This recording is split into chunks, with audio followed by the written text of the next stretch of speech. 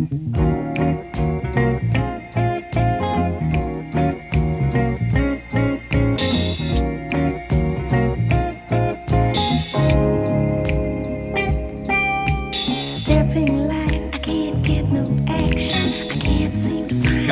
what is up? Welcome to another episode of Maximilian Must Know. This is going to be a scent safari episode. Today we're looking at the house of Dawn Spencer Hurwitz, DSH Perfumes. You guys know how scent safari works. Sort of reach out to a house that I have some interest in, get some samples, and give you guys first impressions on those samples in the video. Now, DSH Perfumes is a house that I was first introduced to some of their work a while back. Carlos, Brooklyn fragrance lover, good friend of mine in this community, sent me, and I highly enjoyed a bunch of fragrances from House of Matriarch and En Voyage that were part of his Peace, Love, and Perfume project that he does on his Facebook group. He collaborates with brands to do scents for that group. And so I got some, or at least one of these when Carlos sent me some stuff from that particular collaboration, and I enjoyed what I got from DSH. I'd wanted to do a scent safari forever with Dawn, and finally she reached out to me and wanted to know if I wanted to try some of her newer stuff, and of course I was elated, and so she sent me 12 samples for purpose of scent safari. We're going to look at 4. I think the 4 you guys are probably going to be the most interested in. I'm most interested in. Before we get into these, let me give you a little bit of background info on the house. Dawn started her artistic journey as a painter, but has been working with fragrance for over 20 years. In 1991, she worked at Essence Perfumery in Boston and started developing fragrances there. She then started her own ready-to-wear collection under her name, and she's also consulted for several niche houses and projects. All of her scents are available on her website, which of course I'm going to link to in the description. She has her own studio in Boulder, Colorado. And as far as prolific goes, Dawn has created well over 200 fragrances. The earliest in DSH went on the market around 2008, and the latest came out this year. So let's go through some of these. The first one I want to talk to you guys about is called Zeitgeist number 55. And the description of this one is the wild one in his leathers, James Dean, and his go-to fragrance, Knees 10. It's a time and a place. No, it's not a fashion, it's a lifestyle.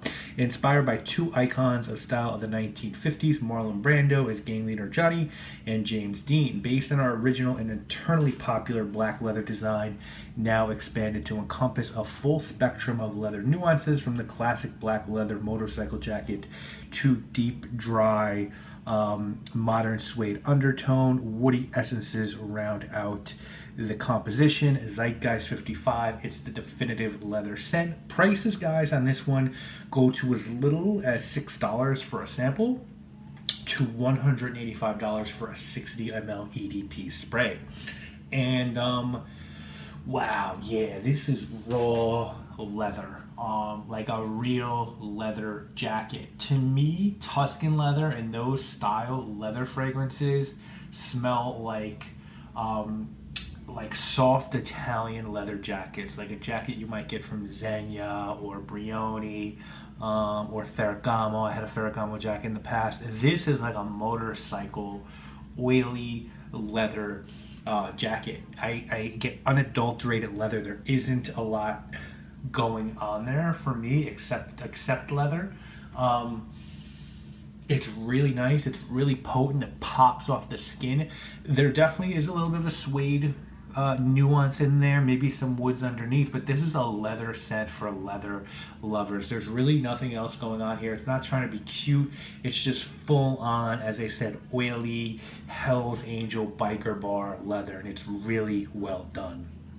The next one I want to talk to you guys about is called Vert Noir. And the description on this one: a spin on the traditional eau de cologne vetiver style, inspired by my son's mini green and black basketball. Really, once it looks like a sport accessory and an intriguing citrus fruit, I was immediately struck by how much it seemed like a perfume. So bright and fresh, so beautifully designed, unisex but slightly masculine, altogether summery, and so it is. Vert Noir is the third in the Summer Eau Fraiche series for 2016, continuing the theme of using vegetable notes in design.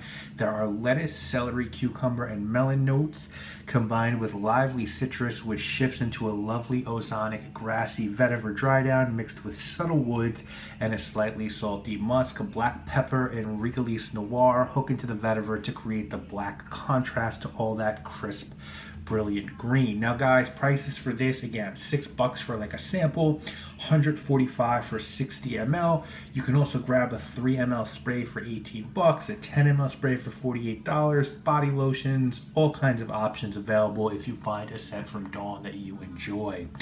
So you guys know I really like licorice fragrances.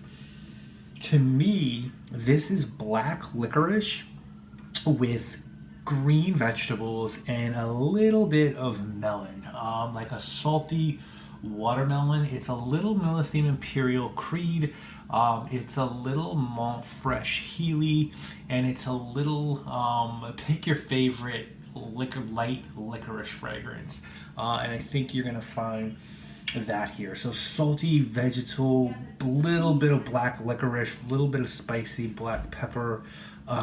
It's just really nice. It's light, guys. I gotta tell you that. It's, for me, it's very pricey for a fragrance this light. This is definitely, the Summer Eau Fraiche, I think is a good description. So for $145, I don't know if that's something I'd be interested in. I'd have to test it more. But I certainly find it to be very natural, very interesting, a very refreshing take on this genre, which has been beat to death. So I enjoy this one. I'm just not sure if I'm sold on it. It's not to me as a fragrance for this price, like Zeitgeist, which is this huge oily leather, to me is a better value. The next one up is called Chinchilla. And the description on this one is at the Grand Hotel, where the elite and gorgeous tailored meet for soirees, dancing parties, and other hedonistic and luxurious meetings, the elegant always wear their chinchilla, dreamily soft, sensuously cozy, and yet so chic only the finest would do. Our vintage-inspired chinchilla is as sexy as the name implies and imbues the wearer with the scent of warm skin, fur, and a cozy honey musk animalic. Go ahead, wrap yourself up in chinchilla. Now guys, this one's gonna go $235 for 60 ml, down to $63 for 10 ml. It's got a huge note breakdown, including hyrax, carnation, castoreum, beeswax, civet. There's a lot of animalic notes in this one. So in the 80s, my mother, this was before PETA and all that. My mother's now basically a vegetarian because of her love for animals, but it was the thing for Italian women in New York City to rock fur, and my mother had a fur coat. And it wasn't a chinchilla, but it was a fur coat, and it had this very weird smell that at first I really didn't like. But now I'm sort of nostalgic for it. It does remind me of my mother, who's, thank God, still around. This to me smells like that fur. This is super animalic. You have to like that sort of thing. You have to be cool with the hyrax. You have to be cool with the castoreum and civet. There's honey in this. It just smells like a throwback fragrance, something that I could see a movie star in the 30s wearing. I love it. I think it's beautiful.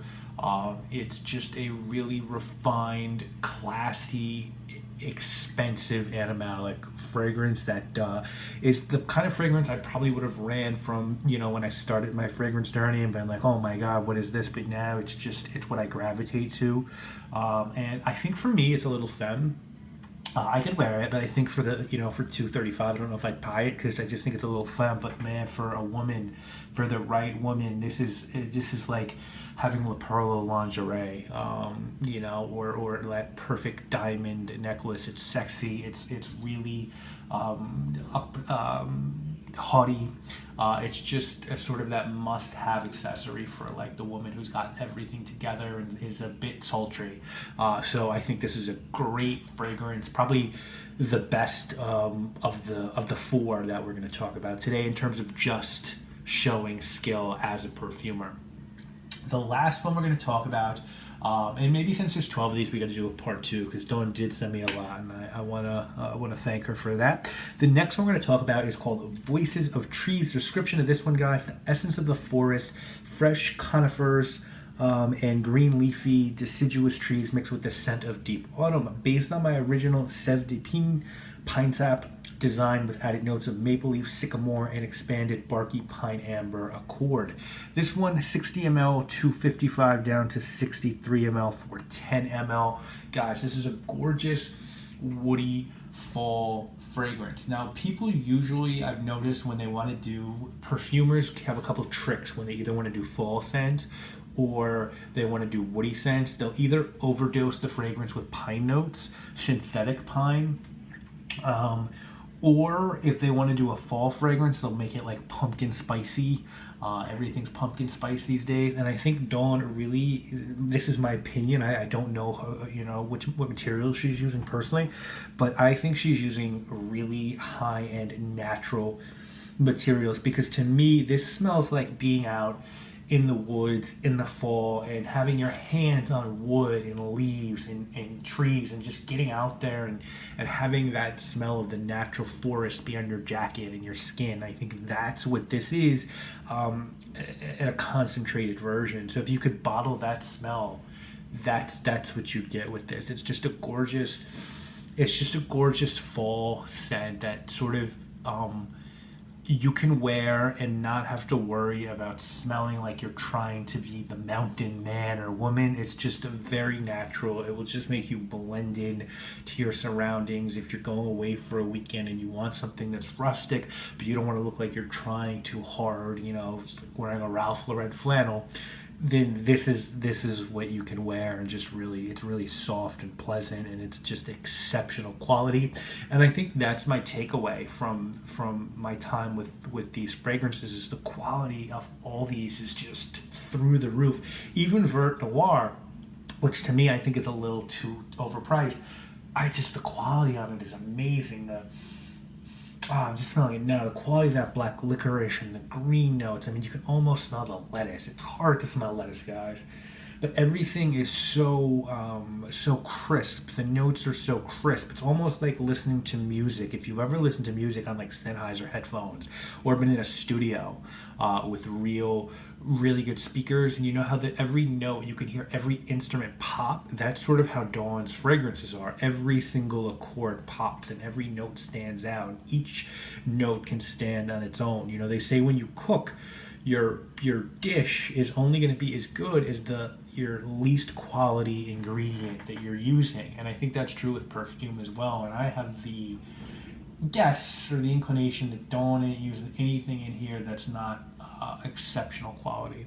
So guys, I'm going to link to Dawn's perfumes in the description so you guys can check them out. I highly implore you to do so. These are just incredible. Dawn, thank you so much for letting me try these. Down the road, I'm sure I'll be getting something and doing a full review. And we can dig deeper into Dawn's work. And that's it, guys. We'll see you next week with more videos. If there's a house you guys want to see featured on Sensifari that we haven't done yet, please feel free to suggest them, and I can reach out to them for you guys. See you again real soon, guys. You already know what it is. My name is Maximilian, and I must know. Peace, guys.